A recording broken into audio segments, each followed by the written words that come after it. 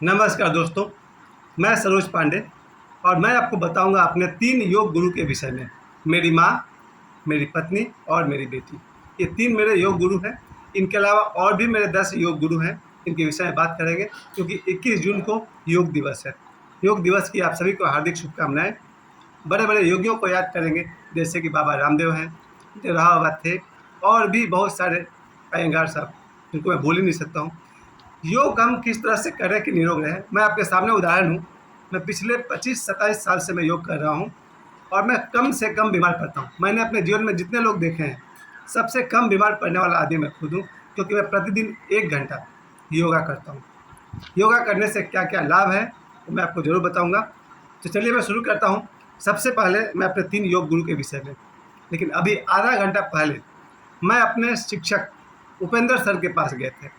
Upendra sir इसलिए कह रहा हूँ, उनका नाम है श्री उपेंद्र नारायण सिंह। तो लेकिन बचपन से उनको हम लोग उपेंद्र सर कहते थे, तो आज ही मैं उसी नाम से उनको बुला रहा हूँ। अभी आधा घंटा पहले मेरी मुलाकात मेरे उपेंद्र सर से हुई, क्योंकि मैं उनके घर के पास किसी काम से गया हुआ था। मेरे घर से आधा किलोमीटर दूर रहते हैं। जैसे ही मैं उनके घर के पास गया किसी दुकान पर, तो मुझे याद आने लगा कि लगभग 12-13 साल की उम्र से मैं उनके यहाँ ट्यूशन पढ़ता था। मैं आज भी जब मैं जब मैं पढ़ाता था अपने स्कूल में, तो क्लास 10 का मैथ्स हो या किसी भी क्लास का हो, साइन 90 डिग्री इक्वल टू 1, यानी कि कोई भी मैथ्स और साइंस, फिजिक्स, आज भी मुझे लाइट चैप्टर पूरा याद है। ऑब्जेक्ट को कहाँ रखेंगे तो इमेज कहाँ बनेगा, कैसे बनेगा, ये 2 देन साइंस का, यानी मैथ्स और साइंस का देन उपेंद्र सर का है। उन्होंने मुझे ऐसा पढ़ाया है कि आज भी मैं अपनी रोजी रोटी जो कमाता था एज ए टीचर या कमा सकता हूँ, उसके पीछे उपेंद्र सर का हाथ था। तो उपेंद्र सर के पास मैं आधा घंटा पहले बैठा हुआ था, तो मुझे याद आया कि जब मैं 5 साल का था उस समय वो मेरे घर पर पढ़ाने आते थे, मेरे फूफा के घर में। आज जो पूछ रहे थे मेरे फूफा जी के बारे में भी, तो उपेंद्र सर से मेरी जान पहचान तब की है जब मैं सिर्फ 5 साल का था, और आज मैं 52 साल का हूँ। अभी मैं उनके पास से आ रहा हूँ, यानी 47 साल से हमारा परिचय है। उपेंद्र सर के पास जब मैं बैठकर बातें कर रहा था, तो मुझे उस समय के अपने सारे दोस्त, जो दोस्त मुझे जानते हैं, जो उनसे पढ़ चुके हैं, वो उपेंद्र सर को पहचानते होंगे। Shri Upendra Narayan Singh, DAV high school Pathardi, यहाँ के शिक्षक वो हैं। अब तो रिटायर हो चुके हैं, अपने घर पर हैं। अब तो उन्हें काफ़ी समस्या भी हो गई है, हार्ट पेशेंट हैं, शुगर पेशेंट हैं। मैंने शाम को उनका सेवा भी करना चाहा तो बोले नहीं नहीं, कुछ नहीं चाहिए, तुम आ गए यही बहुत है। अब मैं उपेंद्र सर पर बात करने लगूंगा तो फिर मेरे बातों का अंत नहीं, लेकिन मैं कह सकता हूँ कि मेरे शिक्षक उपेंद्र सर ने मुझे ऐसे पढ़ाया है कि मैं लगभग 30 सालों तक शायद मैं पढ़ा रहा हूँ, 30-35 साल से मैं पढ़ा रहा हूँ, और जो भी मैंने पैसे कमाए हैं उसके पीछे पूरा का पूरा देन मेरे उपेंद्र सर का है। अब मैं लौटता हूँ योग गुरु, क्योंकि योग दिवस कल है 21 जून को। तो मैं योग दिवस के बारे में आपको बता दूँ कि योग का, आप मेरे बाल को देख रहे हैं, ये जो काले बाल है, इसके पीछे भी योग का हाथ है। आंवला का हाथ तो है ही, क्योंकि मैं आंवला का सेवन 17 साल की उम्र से कर रहा हूँ आज तक। अभी भी मैं 100 ग्राम अभी इसमें आंवला खरीद के लाया कुछ देर पहले भी। योग से जो मुझे स्वास्थ्य मिला, योग से जो मुझे मानसिक मार्गदर्शन मिला, योग से जो भी मुझे थोड़ा सा भी अगर आत्मज्ञान का झलक मिला है, तो आइए मैं आपको जितना जानता हूँ उतना योग भी आपको सिखाऊंगा।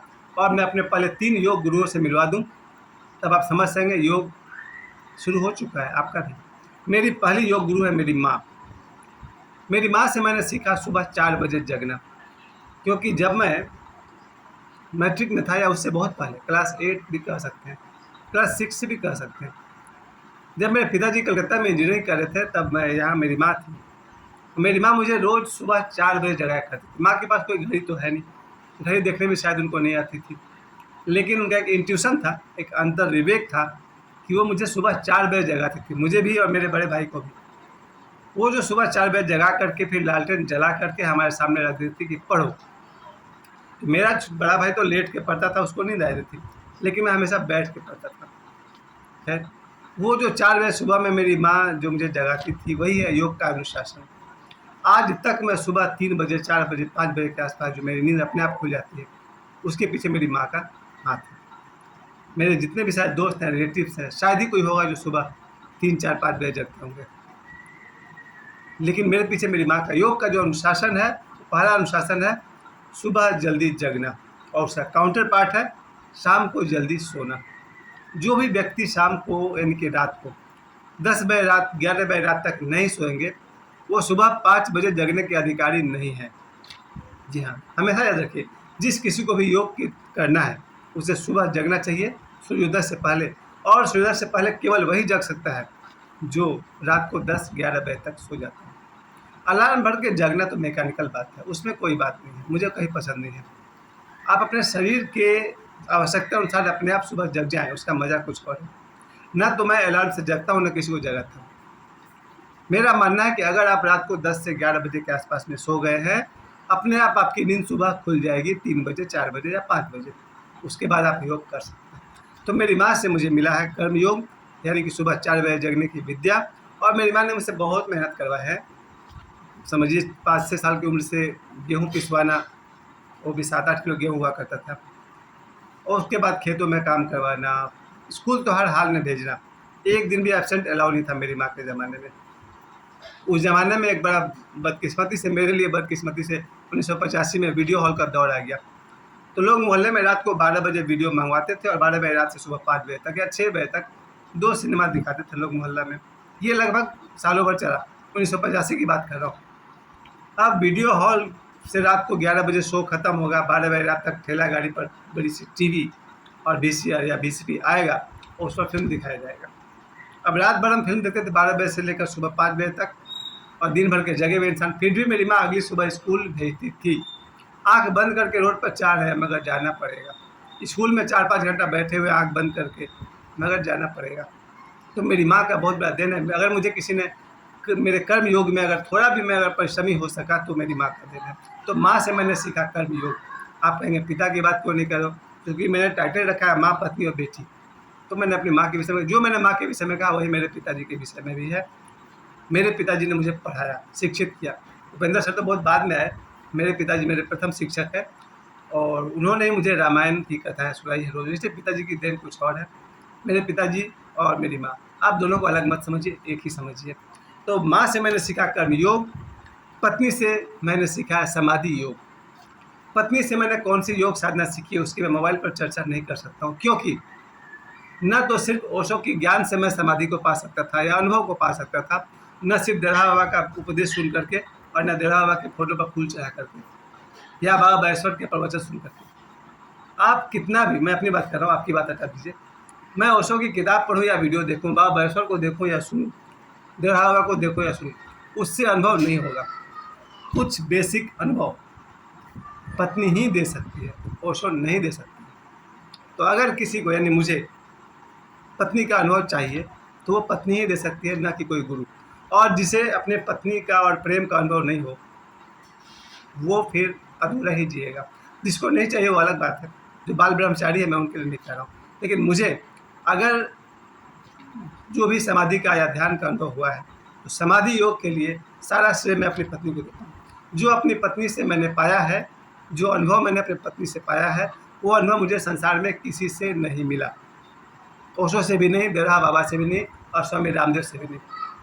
मैं अपनी पत्नी के बहुत ही आभारी हूँ, और मेरी पत्नी ने जो मुझे एक पुत्र और एक पुत्री दिया है उसके लिए मैं ईश्वर का आभारी हूँ और अपनी पत्नी का आभारी हूँ। तो मैंने पत्नी से क्या सीखा, कौन सा योग सीखा, वो मैं मोबाइल पर नहीं बता सकता हूँ। तो इतना कह सकता हूँ कि मेरे लिए मेरी पत्नी ओशो और देढ़ा बाबा से ज़्यादा कम नहीं है, उनका अपना एक स्थान है। अब तीसरी बारी आती है मेरी बेटी। बेटी से मैंने सीखा है भक्ति योग। अब मेरी बेटी सुबह से शाम तक भक्ति योग में हो, ध्यान साधना उसको जितना भी आता हो, पर उसने मुझे सिखाया भक्ति योग। भक्ति योग क्या है, बहुत लंबा विषय है। अब आइए बात, कल है योग दिवस। मैं योग दिवस में आपसे कहना चाहता हूँ कि पिछले 3-4 वर्षों से मेरा पेट हमेशा स्वस्थ रहा, क्योंकि मैं मूल बंध लगाता हूँ। मूल बंध क्या है? श्वास को बाहर फेंकना है पूरा, और पेट को अंदर खींचना है, जितना खींच सके, जितना खींच सके, जितना खींच सके, जितना खींच सके, आधा मिनट तक या 1 मिनट तक, और फिर छोड़ दीजिए 3 बार, और आपका पेट स्वस्थ रहेगा। लेकिन मैं फिर भी कहूँगा ये योग साधना मैं करता हूँ, आप मत कीजिए, क्योंकि मैंने ये योग साधना अपने गुरु ओशो के देख रेख में करता हूँ। आप अगर बिना किसी गुरु के योग साधना करेंगे तो बिना गुरु के योग साधक पागल भी हो सकता है, और अधिकांश योग साधक पागल हो जाते हैं अगर उनका गुरु नहीं हो तो। योग साधना बिना गुरु के नहीं करनी चाहिए। मेरे साथ ये हो चुका है, अगर मैं कोई योग साधना कर रहा हूँ, भस्त्रिका कर रहा हूँ या कपालभाति कर रहा हूँ और 5 मिनट और 10 मिनट का कोर्स है, अचानक बीच में कोई फ़ोन आता है मेरे पास कि भैया आप स्कूल आ जाइए, तो मैंने एक बार क्या किया, योग साधना के बीच में ही योग को बंद किया और मुझे चक्कर सा आने लगा। मैं फिर शर्ट पैंट पहन के स्कूल तो गया, लेकिन मैं शायद 3 दिन तक बीमार रहा। यानी कि योग साधना को अगर अचानक बीच में आप छोड़ दें तो आप पागल भी हो सकते हैं, आपकी ऊर्जा डिस्टर्ब हो जाएगी। एक चक्र से दूसरे चक्र के बीच, अगर एक चक्र से दूसरे चक्र तक ऊर्जा जाती है तब तो ठीक है, अगर 2 चक्रों के बीच में ऊर्जा कहीं डिस्टर्ब हो गई तो आप गए काम से। 1 सप्ताह पहले मैं कोई योग साधना कर रहा था, अचानक मुझे ठोकर लगी मेरे शरीर को, मेरी आँख खुल गई और मैं 3 दिन तक पागल जैसे हालत में था। अभी 1 सप्ताह पहले की बात कर रहा हूँ। कोई भी योग साधना बिना गुरु के नहीं करनी चाहिए। मैंने डेढ़ा बाबा से सीखा है बहुत सारे योग, लेकिन मैं आपको बताऊंगा नहीं। मैं ओशो के साथ रह करके मैंने सीखा है भस्त्रिका, कपालभाति और भी बहुत सारे उनके जो डायनेमिक मेडिटेशन है वो योग की प्रक्रिया है। चलिए ठीक है, मैं अंत में धन्यवाद करता हूँ। मैंने योग सीखा है डेढ़ा बाबा से, पर मैं डेढ़ा बाबा का दिया हुआ योग नहीं करता हूँ। रामदेव बाबा से मैंने बहुत सारे वीडियो देखे, बहुत कुछ सीखा, लेकिन जो मैंने ओशो से सीखा है वही मैं करता हूँ। मैं भस्त्रिका करता हूँ, कपालभाति करता हूँ, यानी कि डायनेमिक मेडिटेशन करता हूँ। योग से मैं पिछले 27 वर्षों से स्वस्थ हूँ, शारीरिक रूप से, मानसिक रूप से, और एक आत्मा की यात्रा है। योग का संबंध आपके शरीर के स्वास्थ्य से नहीं है, आपके मोक्ष से। योग का अर्थ ही होता है जुड़ना, ईश्वर से जुड़ना, न शरीर न मन, आत्मा से जुड़ने का नाम है योग। और भी बहुत कुछ योग पर कहा जा सकता है, लेकिन अभी तो मैं इतना ही कहना चाहूँगा। कल योग दिवस है, हर व्यक्ति योग करे। लेकिन मैं एक अपवाद की बात बता दूँ, ऐसे लोग भी हैं जो 20-20 साल से योग कर रहे हैं, न तो उनके शरीर में कोई सुधार है, न उनके मन में कोई सुधार है। उनका शरीर ढेर सारे रोगों से पीड़ित है और बहुत सारी दवाइयाँ खा रहे हैं, और वो योग कर रहे हैं 20 साल से लगातार। और ऐसे भी योगी को मैं जानता हूँ जो 20 साल से योग साधना कर रहे हैं, उनका मन विक्षिप्त है, भटका हुआ है, चंचल है, पागल।